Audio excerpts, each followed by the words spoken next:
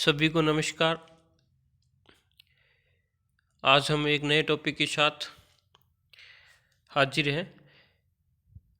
पिछले 3 वीडियो में हमने सेक्शन 191, 192 और 193 मिथ्या साक्ष्य देना, मिथ्या साक्ष्य गढ़ना और उसके पनिशमेंट दंड के बारे में देखा था।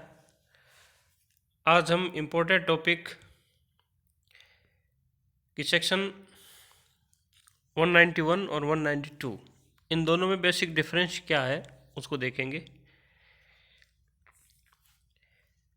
सेक्शन 191 में मिथ्या साक्ष्य देना, गिविंग फॉल्स एविडेंस, और सेक्शन 192 में फैब्रिकेटिंग फॉल्स एविडेंस, मिथ्या साक्ष्य गढ़ना। इन दोनों का विस्तृत विश्लेषण पिछले वीडियो में किया है। अब हम देखते हैं कि इन दोनों में बेसिक डिफरेंस क्या है। Difference between giving false evidence and fabricating false evidence. तो जो आपको स्लाइड में दिख रहा है, पहले रो में धारा 191 मिथ्या साक्ष्य देना और सेक्शन 192 मिथ्या साक्ष्य गढ़ना दूसरी रो में है। तो पहला पॉइंट बेसिक डिफरेंस ये है, 191 में सेक्शन में ये है, कोई भी व्यक्ति अगर मिथ्या साक्ष्य देता है, कोई फॉल्स एविडेंस देता है, तो उसके लिए ऐसा व्यक्ति सत्य कथन करने के लिए वैध रूप से आबद्ध होना चाहिए। यानी जो ट्रू स्टेटमेंट के लिए ऐसा व्यक्ति बाउंड बाय लॉ के द्वारा बाउंड होना चाहिए। अब सत्य कथन करने के लिए वैध रूप से आबद्ध कैसे होगा? चाहे वो विधि के द्वारा, कोई लॉ का प्रोविजन है उसे वो सत्य कथन करने के लिए आबद्ध है, या कोई डिक्लेरेशन किसी भी विषय पर, एनी सब्जेक्ट पर कोई घोषणा करके, या ओथ शपथ के द्वारा। तो कुल मिलाकर के 191 में यह आवश्यक है कि ऐसा व्यक्ति सत्य कथन, सच बोलने के लिए बाउंड बाय लॉ, विधि के द्वारा आबद्ध होना आवश्यक है। जबकि 192 में कोई भी व्यक्ति जो झूठा गवाही बनाता है, रचता है मिथ्या साक्ष्य, उसके लिए वो व्यक्ति सत्य कथन करने के लिए बाउंड हो भी सकता है, नहीं भी हो सकता है। उसके लिए ऐसा होना आवश्यक नहीं है। दूसरा जो बेसिक डिफरेंस आता है उसमें सबसे पहले हम देखते हैं कि सेक्शन 192 यानी मिथ्या साक्ष्य गढ़ना। तो कोई भी व्यक्ति जो मिथ्या साक्ष्य गढ़ता है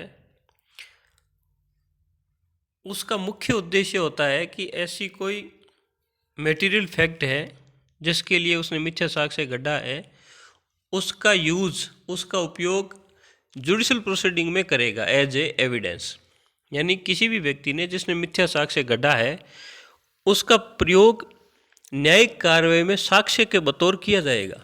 उसका उद्देश्य क्या होता है कि जो मैंने झूठी साक्ष्य बनाया है उसको मैं कोर्ट में किसी या जुडिशल प्रोसीडिंग में गवाही के तौर पर यूज़ करूँगा, ये उसका मुख्य उद्देश्य होता है।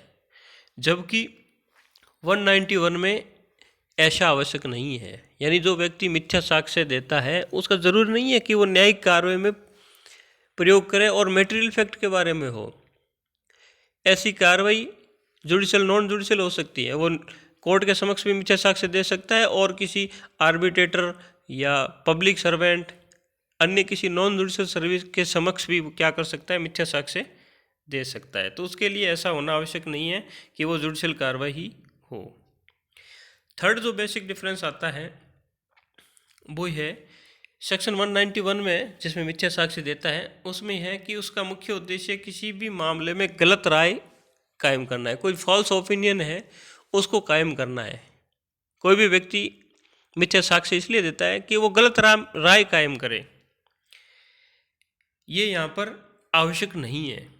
191 में गलत राय कायम करना आवश्यक नहीं है, जबकि 192 में ये एक आवश्यक तत्व है कि वो मिथ्या साक्ष्य गढ़ता है इसीलिए कि किसी मटेरियल फैक्ट के बारे में कोई फॉल्स ओपिनियन क्रिएट करे, कोई गलत राय कायम करे।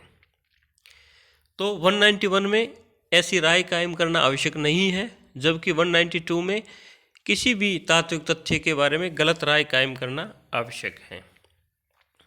लास्ट जो बेसिक डिफरेंस ये है पहले हम देखते हैं सेक्शन 191 में कि ये जो मिथ्या साक्ष्य दिया जाता है ये जुडिशल नॉन जुडिशल दोनों प्रकार की जो प्रोसीडिंग में दिया जा सकता है। जुडिशल प्रोसीडिंग हो सकती है, नॉन जुडिशल जैसे कोई आर्बिट्रेटर है, पब्लिक सर्वेंट है, या किसी अन्य कार्य में दिया जा सकता है। लेकिन ये जो मिथ्या साक्ष्य गढ़ा जाता है ये जुडिशल कार्रवाई या नॉन जुडिशल कार्रवाई में देने से पूर्व गढ़ा जाता है। पहले से ही झूठी गवाही के लिए एक व्यू रचना बनाई जाती है, उसके पश्चात उसको किस में यूज किया जा सकता है, जुडिशल नॉन जुडिशल कार्रवाई में यूज किया जा सकता है। तो इसको किस में बनाया जाता है, पहले से ही यूज किया जाता है। तो स्टूडेंट्स ये कुछ बेसिक डिफरेंस था सेक्शन 191 और 192 में। मिलते हैं नेक्स्ट वीडियो में। Thank you.